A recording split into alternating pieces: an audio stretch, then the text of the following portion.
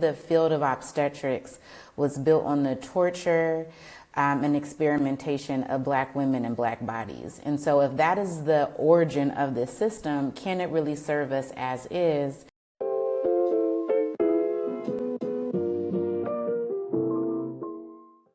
Give us a little bit of your backstory, how you got into this work. Unfortunately, I lost my partner, Shamani Gibson, 13 days after giving birth to our second child, Kari. And through that process, went through a lot of grief, a lot of trauma, but an evolution came, and we created this foundation in order to raise awareness around Black maternal health, around reproductive justice, and what that looks like for our community moving forward. I think as a woman, just my experience and how like my race and gender are mutually exclusive, I've had this very specific experience with the world, and I think that has really guided me. And so I worked direct service, I worked in philanthropy, I worked in organizational development, all while thinking, how do I create this space that really, again, allows me to actualize what I want for myself and my community. How do we help prepare people before it gets to a dire situation or difficult situation? We're really tying in like the social and political aspects of life into our reproductive experience. And so that's where the built environment around environmental justice comes in. This is really around our civic engagement. So voting, elected officials, base building, like all of that is key for us in our reproductive justice movement that we're trying to build here. And so when we talk about training and what we're doing, it's really around making sure people have the tools and understanding to advocate on behalf of themselves and the leadership of what they want to actualize. And so we do have a coalition that we put together of cross-movement folks that really lend itself to reproductive justice, that's looking at access to care specifically on the maternal health side, but across the spectrum around reproductive care, access to abortion care, contraceptives, understanding reproductive coercion. Like we talk about all of those things because, again, we want people to understand the full spectrum and not just the siloed pieces and parts. We have an organization under ARIAH Foundation called Speak, Move, Change.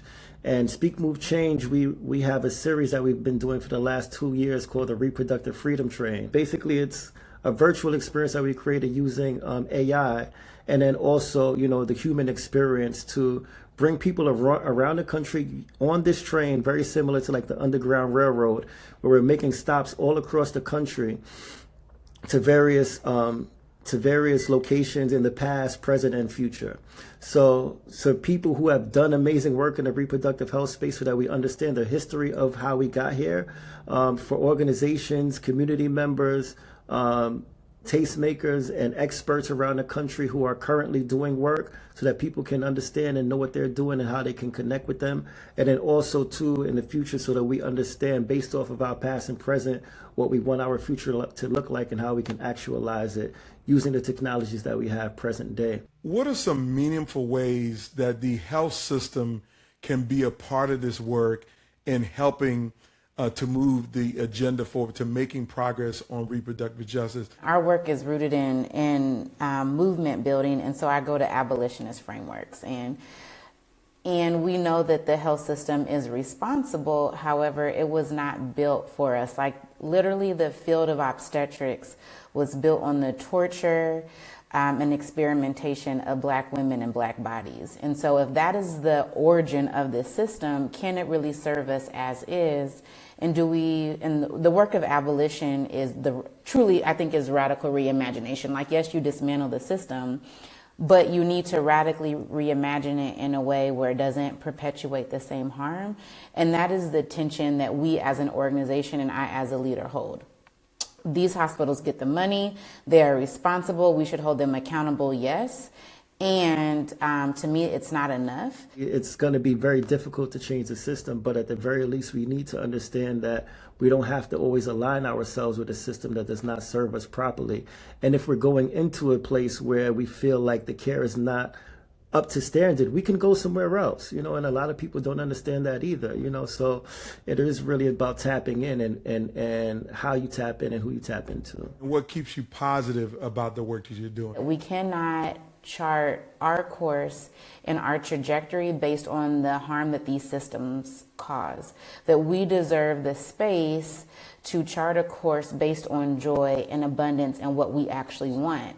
And if we want to do that, we have to be serious about it. Like, our joy is not for play. Like, we have to be serious about that. And I think that reframe is what I'm really hopeful about, because it gave me as a leader and our organization permission to dream differently, to challenge systems differently, to take money from funders or not differently, to say, oh no, we're not going to do that work and you're going to do it because you are the reason that it is this way, so figure it out. Like, it gave us the permission to really release and just be in a different space that really is trying to center joy and abundance in our vision, which I think we don't always get. Black maternal health is making more noise than it has over the last couple of years. People are starting to really take a look at what's going on with our community, with our women specifically. And it really provides me joy to know that, just being a part of this movement, that the work that people are doing around the country is starting to be heard. I pray that, that is the catalyst that will help create the change and the shifts that we want.